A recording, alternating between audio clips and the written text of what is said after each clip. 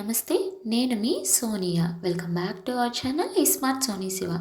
ఈరోజు వీడియోలో పండగ స్పెషల్గా కొబ్బరి బూరెల్ని ఇంట్లో ఎలా తయారు చేసుకోవాలో చూపించబోతున్నాను. అరిసెల రెసిపీ కన్నా కూడా కొబ్బరి బూరెల్ని చేసుకోవడం చాలా ఈజీ అండి. ఫస్ట్ టైం చేసినా సరే చాలా పర్ఫెక్ట్గా చేయొచ్చు. టేస్ట్ కూడా చాలా చాలా బాగుంటాయి. పిల్లలు కూడా చాలా ఇష్టంగా తింటారు. అలాగే ఇది మంచి హెల్తీ రెసిపీ కాబట్టి మీరు కూడా తప్పకుండా ఈ పండగకి మీ ఇంట్లో ట్రై చేయండి. ఈ వీడియోలో చెప్పే కొలతలు ఎగ్జాక్ట్గా తీసుకోండి. అలాగే టిప్స్ను కూడా ఫాలో అయితే మీకు పర్ఫెక్ట్ రెసిపీ వచ్చేస్తుంది. ఈ కొబ్బరి బూరెలు ఎలా చేసుకోవాలో చూసేద్దాం. వీడియోని స్కిప్ చేయకుండా లాస్ట్ వరకు చూసేయండి. మన ఛానల్ని ఫస్ట్ టైం చూస్తుంటే సబ్స్క్రైబ్ చేయండి. ఫస్ట్ ఈ రెసిపీ కోసం కేజీ దాకా రైస్ని తీసుకోండి. నేనైతే ఇక్కడ రేషన్ బియ్యాన్ని యూజ్ చేస్తున్నాను. మనం రోజు ఇంట్లో వాడుకునే రెగ్యులర్ రైస్ అయినా వాడుకోవచ్చు. అయితే రేషన్ బియ్యంతో చేస్తే కనుక ఈ కొబ్బరి బూరెలు అనేవి చాలా సాఫ్ట్గా మెత్తగా వస్తాయి. బియ్యాన్ని గిన్నెలోకి తీసుకున్న తర్వాత నీళ్లు పోసేసుకొని 2-3 సార్లు శుభ్రంగా కడిగేసేయండి. కడిగిన తర్వాత మళ్ళీ నీళ్లు పోసేసి కనీసం ఈ బియ్యాన్ని 20 గంటల పాటు నానపెట్టుకోవాలి. ఈ బియ్యాన్ని నానబెట్టేటప్పుడు మధ్యలో ఒక 2-3 సార్లు కడుగుతూ నీళ్లు మారుస్తూ ఉండండి. లేకపోతే రైస్ స్మెల్ వస్తూ ఉంటుందన్నమాట. సో ఇలా 24 గంటలు నానిపోయిన తర్వాత ఇప్పుడు ఈ నీళ్ళన్నీ వంపేసి ఇలా కొంచెం స్టెయినర్లో పెట్టుకోండి. అప్పుడు నీళ్ళన్నీ వడిలిపోతాయి అన్నమాట, ఎక్స్ట్రా ఏం లేకుండా. ఇలా ఈ బియ్యాన్ని ఒక పొడి క్లాత్ మీద వేసుకొని ఈ విధంగా బియ్యాన్ని చక్కగా పరుచుకోండి. ఫ్యాన్ కింద ఒక 15 నిమిషాల నుంచి 20 నిమిషాల పాటు కాస్త ఆరనివ్వండి. బియ్యాన్ని పూర్తిగా డ్రైగా అయిపోయేంత వరకు ఆరబెట్టకూడదు. జస్ట్ చేత్తో పట్టుకుంటే కొంచెం తడి తగలాలన్నమాట. అంతవరకు ఆరబెట్టుకుంటే సరిపోతుంది. నేను వీడియోలో చూపిస్తున్న విధంగా ఇలా కొంచెం తడి కనిపించాలి. ఇలా ఆరబెట్టుకున్న బియ్యాన్ని మిక్సీలో కానీ లేదా మిల్లుకు కానీ వేసి మెత్తటి పిండిలాగా పట్టించుకోవాలి. ఈ పిండిని ఖచ్చితంగా జల్లించుకోవాలండి. పిండి జల్లెడలో వేసుకొని మీరు మిక్సీ పట్టుకున్నా లేదా మిల్లుకు పట్టించినా కూడా కంపల్సరీగా పిండి జల్లెడలో వేసుకొని ఇలా చక్కగా జల్లించుకోవాలి.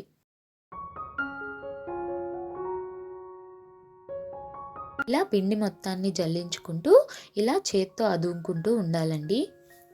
ఇలా చేయడం వల్ల పిండిలో ఉండే తేమ అనేది పోకుండా ఉంటుంది.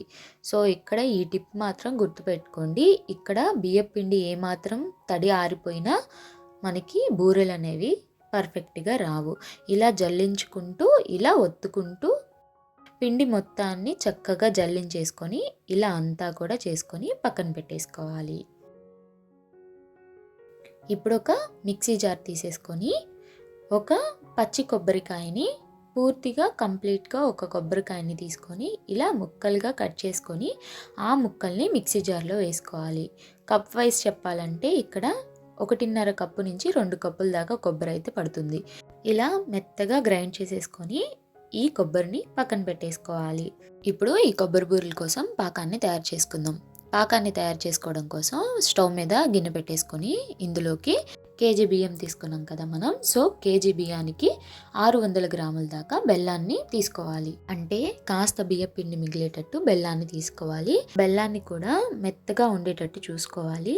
అలాగే ఎర్రటి బెల్లం అంటారు కదా, ఆ ఎర్రటి బెల్లాన్ని కనుక తీసుకున్నట్లయితే జిగురు శాతం అనేది ఎక్కువ ఉంటుంది బెల్లంలో. సో ఇప్పుడు బెల్లాన్ని గిన్నెలో వేసుకున్న తర్వాత ఒక గ్లాస్ వాటర్ని వేసేసుకోండి. అంటే 250 ml వాటర్ వేసుకొని బెల్లాన్ని పూర్తిగా కరగపెట్టేసుకోవాలి. ఇలా పూర్తిగా బెల్లం అనేది కరిగిపోయిన తర్వాత ఈ బెల్లం నీళ్లను వడకట్టుకోవాలి. ఇలా వడకట్టుకున్న నీళ్ళని మళ్ళీ తిరిగి ప్యాన్లోకి వేసేసుకొని స్టవ్ వెలిగించుకొని కలుపుకుంటూ మీడియం ఫ్లేమ్లో పెట్టుకొని పాకం వచ్చేంత వరకు ఉడికించుకోవాలి. ఈ కొబ్బరి బూరెల కోసం పాకం ఎలా రావాలంటే ఉండకట్టకూడదు, అలాగని లేత పాకం ఉండకూడదు.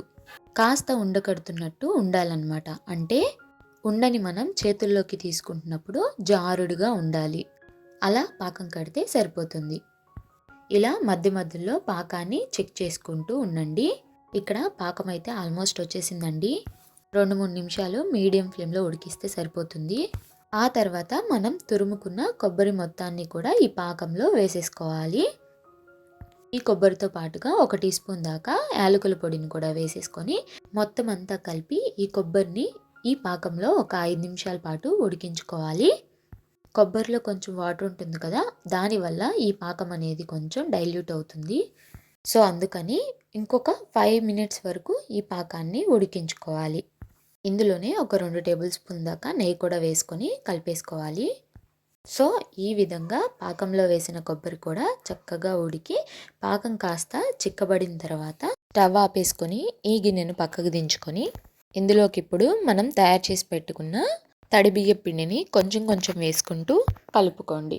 నేను ఇప్పుడు మీకు కన్సిస్టెన్సీ చూపిస్తాను. ఆ చిక్కదనం వచ్చేంత వరకు పిండిని వేసుకుంటూ కలుపుకోవాలి. మనం తీసుకున్న బియ్యం పిండిలో కాస్త బియ్యం పిండి అయితే మిగులుతుందండి. మొత్తం అంతా కూడా ఈ పాకానికి అయితే పట్టదు. నాకైతే ఈ కొంచెం బియ్యం పిండి వరకు మిగిలింది. మనం తీసుకునే బెల్లం క్వాలిటీని బట్టి బియ్యం పిండి అనేది మిగులుతుంది. మొత్తానికైతే కన్సిస్టెన్సీ ఇలా ఉండాలి. ఇలా కలుపుకున్న పిండి మీద కాస్త నెయ్యిని ఇలా స్ప్రెడ్ చేసేయండి.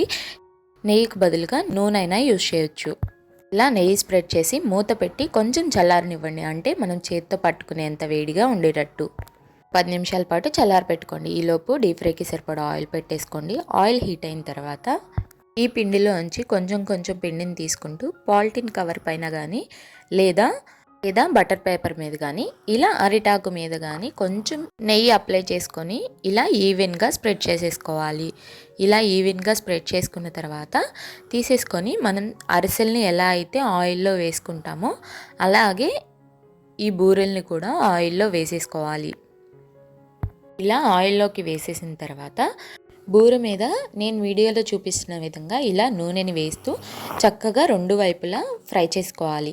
ఇలా ఫ్రై చేసేసుకున్న బూరెని పక్కకు తీసేసుకొని పక్కన పెట్టేసుకొని ఇంకొక బూరెని కూడా వేసుకొని సేమ్ ఇదే ప్రాసెస్లో ఫ్రై చేసుకోవాలి.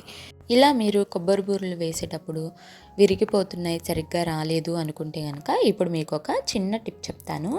అదేంటంటే మనం పిండి కలుపుకున్న గిన్నె ఉంది కదండి, ఆ గిన్నెని స్టవ్ మీద పెట్టుకొని చిన్న మంట మీద కలుపుతూ ఒక 10 నిమిషాల పాటు కుక్ చేయండి. అప్పుడు బెల్లంలో ఉన్న మాయిశ్చర్ అంతా పోయి బెల్లం పాకం అనేది కొంచెం గట్టిపడుతుందన్నమాట మనం ఉడికించడం వల్ల.